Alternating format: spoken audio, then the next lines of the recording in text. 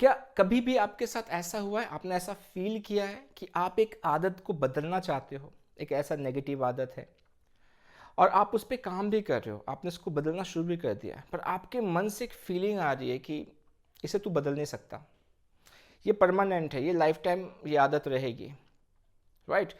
आपने उस पे अच्छी तरह से काम करना शुरू कर दिया है, अभी रिज़ल्ट बहुत अच्छा आ रहा है, तो फिर आपके मन से आवाज़ आएगी, ये कुछ समय के लिए है, टेम्पररी है, वापस से फिर वही प्रॉब्लम आने वाला है, फिर से तुम वैसा ही फील करने वाले हो, राइट?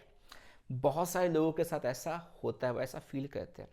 मैं जब काउंसलिंग प्रोवाइड करता हूँ तो मैं ये प्रॉब्लम बहुत ज़्यादा नोटिस करता हूँ कि जब उस इंसान को टेक्निक करवा के या बातें करके अच्छा फील करवाया जाता है, उस प्रॉब्लम से बाहर निकाला जाता है और जब उसे सवाल पूछा जाता है कि अभी आप कैसा फील कर रहे हो, आप कैसा महसूस कर रहे हो, तो उनका नॉर्मली एक एक स्टेटमेंट आता है कि हाँ अभी तो अच्छा महसूस कर रहे हैं, पर अंदर से एक आवाज़ आ रही है कि ना ये कुछ समय के बाद वापस फिर से वैसे ही हो जाएगा सिचुएशन। तो आज इस वीडियो में हम सीखने वाले हैं कि किस तरह से हम इसको डील करें और इसके पीछे का कारण क्या है, राइट? मेरा नाम अनिल चौधरी है, मैं एक माइंड प्रोग्रामर और एनएलपी ट्रेनर हूँ दोस्तों। और इस वीडियो में हम इन सारी चीज़ों को समझने वाले हैं वन बाय वन। तो आइए शुरुआत करते हैं। सबसे पहले समझना पड़ेगा कि एक्चुअली ऐसा होता क्यों है। होता इसलिए कि जो आपके अनकॉन्शियस पैटर्न है, जो आपके सबकॉन्शियस पैटर्न है, वो होते क्या हैं, वो बहुत ही स्ट्रांग होते हैं, बहुत ज़्यादा स्ट्रांग होते हैं, राइट? और जब वो स्ट्रांग होते हैं तो उसको बहुत चैलेंजिंग हो जाता है उस चीज़ को, है ना, चुटकी में से चेंज करना। तो ये बिलीफ क्या है, आपके कॉन्शियस लेवल तक पहुंचाई जाती है। ठीक है, जैसे कि आपका कॉन्शियस माइंड है, कॉन्शियस माइंड जो लॉजिक लगाता है, 2 और 2 4 होते हैं, यदि 2 और 2 5 बोलोगे तो नहीं मानेगा, राइट? पर जो अनकॉन्शियस है वो एक फीलिंग डालता है आपके कॉन्शियस माइंड में कि सी ये बहुत मुश्किल है, इससे बाहर निकलने के लिए तुमको बहुत एफर्ट लगाना पड़ेगा और शायद ही तुम निकल पाओ। तो ऐसा क्यों होता है कि जो हमारा अनकॉन्शियस माइंड है उसके ना अलग अलग ना पार्ट्स होते हैं। हमारी पर्सनालिटी है, पर्सनालिटी के अलग अलग पार्ट्स है, ये सारे हमारे अनकॉन्शियस माइंड में है। एक चैलेंज से आप गुजर रहे हो, मान लीजिए कि आपको अल्कोहल लेने की आदत है या स्मोक करने की आदत है, ठीक है? या आपको डर लग रहा है, आपको एक डर है कि मैं मर जाऊंगा ना, मेरी मौत जल्दी हो जाएगी या मुझे हार्ट अटैक से मौत हो जाएगी, हमेशा एक डर है। तो ये फीलिंग जो आ रही है, ये आदत जो आपके अंदर आ रही है, तो एक पार्ट होता है आपके अंदर, एक हिस्सा है, वो रिस्पॉन्सिबल होता है इस पूरे फीलिंग को लाने के लिए। डेफिनेटली उसका एक पॉजिटिव इंटेंशन होता है कि वो जो भी बिहेवियर दे रहा है, जो भी फीलिंग्स दे रहा है, उसको लगता है कि इससे आपका भला हो रहा है उसके नॉलेज में, राइट? पर एक पर्टिकुलर पार्ट होता है जो उसका रिस्पॉन्सिबल होता है। तो हम क्या करते हैं, एनएलपी ट्रेनर क्या करते हैं, हम उस पार्ट के साथ कम्युनिकेट करते हैं, सबकॉन्शियस लेवल पे जाते हैं, हम उनसे बातें करते हैं और हम उनको कन्विंस करते हैं, राइट? तो उसी का कुछ तरीका मैं कोशिश कर रहा हूँ आप लोगों तक शेयर करने के लिए, आपको समझाने के लिए। तो यहाँ तक आपको चीज़ें समझ में आ गई। तो वो एक पार्ट है जो मानना नहीं चाहता कि ये चीज़ें पॉसिबल है, वही रोकता है।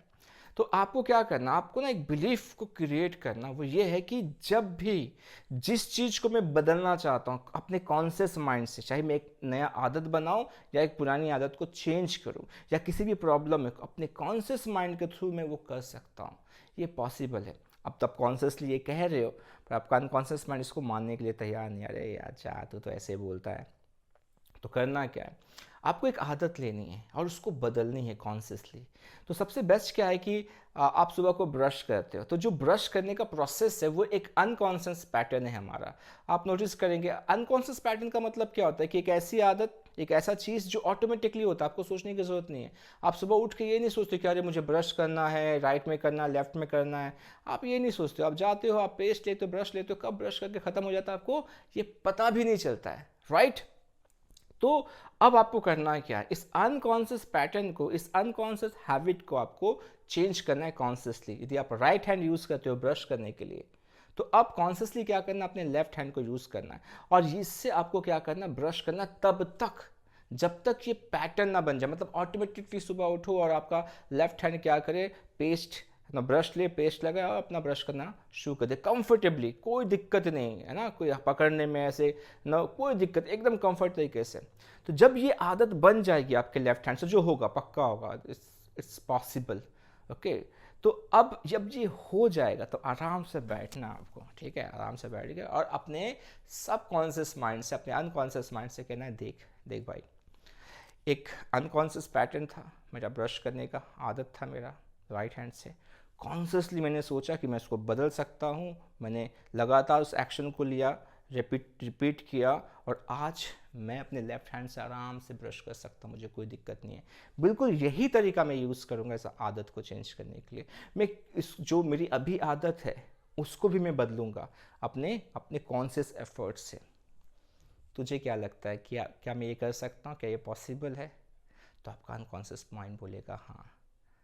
ओके, आपका अनकॉन्शियस माइंड बोलेगा हाँ, क्योंकि आपने उसको एक रेफरेंस दे दिया है, आपने दिखा दिया कि हाँ ऐसे किया जा सकता है। फिर आप उससे पूछोगे, तो जब मैं किसी आदत को बदलूंगा और मैं अच्छा फील करूंगा, तो क्या तुम्हें ये ऐसा लगेगा कि हाँ ये परमानेंट है, या आने वाले समय तक भी ये फीलिंग रहेगी, परमानेंटली ये चीज़ें बदल रही है?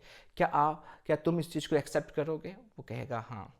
थर्ड, क्या तुम मुझे एक पॉजिटिव एनर्जी, पॉजिटिव फीलिंग दोगे उस आदत को बदलने के लिए, चेंज करने के लिए?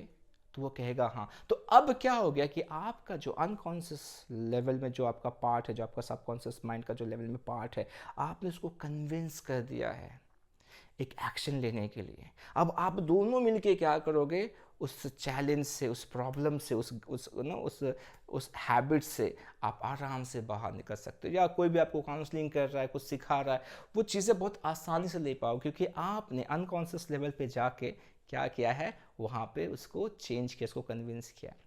तो एनएलपी में ऐसे बहुत सारे टेक्निक्स हैं, जिसमें से मैंने आपको इस टेक्निक को थोड़ा सा एक्सप्लेन किया है। ऐसे 6 स्टेप्स रिफ्रेमिंग एक टेक्निक है, बहुत अच्छी टेक्निक है, जहाँ पे ये पूरा प्रोसेस हम यूज़ करते हैं, राइट। इसलिए मैं कहता हूँ कि ना हर इंसान को एनएलपी सीखनी चाहिए, समझनी चाहिए। आई गेस आपको चीज़ें समझ में आई है, वंडरफुल, इसे यूज़ कीजिए, राइट।